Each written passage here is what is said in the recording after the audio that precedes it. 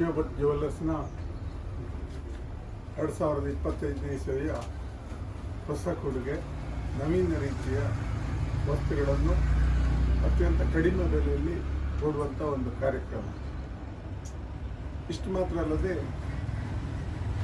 1927ರಲ್ಲಿ ಪ್ರಾರಂಭವಾದ ಈ ಶಿವಭಟ್ ಜ್ಯುವೆಲ್ಲರ್ಸ್ ಇನ್ನೆರಡು ವರ್ಷದಲ್ಲಿ 100ನೇ ವರ್ಷ ಆಚರಿಸುವ ಸಂದರ್ಭದಲ್ಲಿದೆ.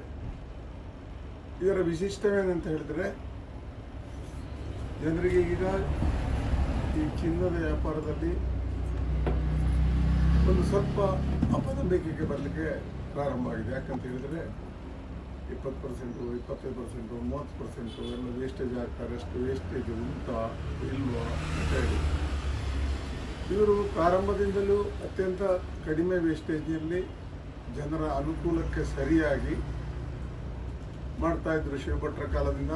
ಆಮೇಲೆ ಅವರ ಮಗ ಗೋವಿಂದ ಭಟ್ರು, ಆಮೇಲೆ ಈಗ ಈಶ್ವರ ಮುರಳಿಯವರು ಅದೇ ಪದ್ಧತಿಯನ್ನು ಜನರ ಅನುಕೂಲಕ್ಕೆ ಸರಿಯಾಗಿ ಮಾಡ್ತಾ ಇದ್ರು.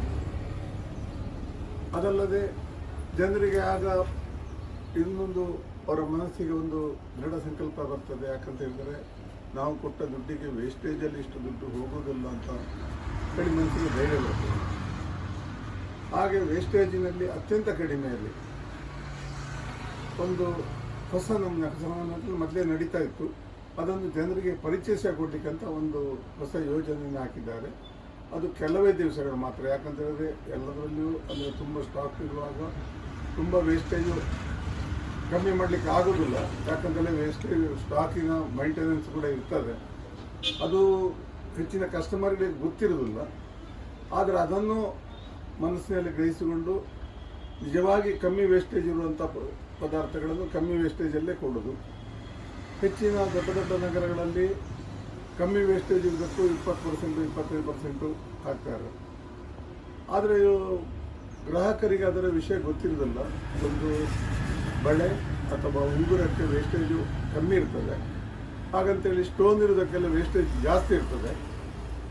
ಆದರೆ ಅವರು ಏನು ಮಾಡ್ತಾರಂತೆ, ಬಳೆ ಮತ್ತು ಉಂಗುರಕ್ಕೂ ಕೂಡ ಅದೇ ವೇಸ್ಟೇಜ್ ಹಾಕಿ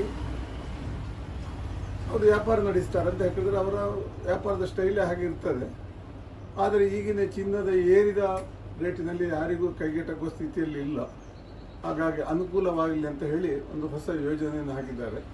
ಹಾಗಾಗಿ ಇಲ್ಲಿ ಸೇರಿ ಅಂದರೆ ಇವತ್ತಿನ ಕಾರ್ಯಕ್ರಮದಲ್ಲಿ ನಮ್ಮ ಮಾನಸದ ಅವರು ಪ್ರಥಮ ಗ್ರಾಹಕಿಯಾಗಿ ತಗೊಂಡಿದ್ದಾರೆ. ಹಾಗೆ ಇದಕ್ಕೆ ಹೆಚ್ಚಿನ ಪುತ್ತೂರಿನ ಗ್ರಾಹಕರು ಮತ್ತು ಸಾರ್ವಜನಿಕರು ಪ್ರೋತ್ಸಾಹಿಸಬೇಕಾಗಿ ನಾನು ಕೇಳಿಕೊಳ್ತೇನೆ.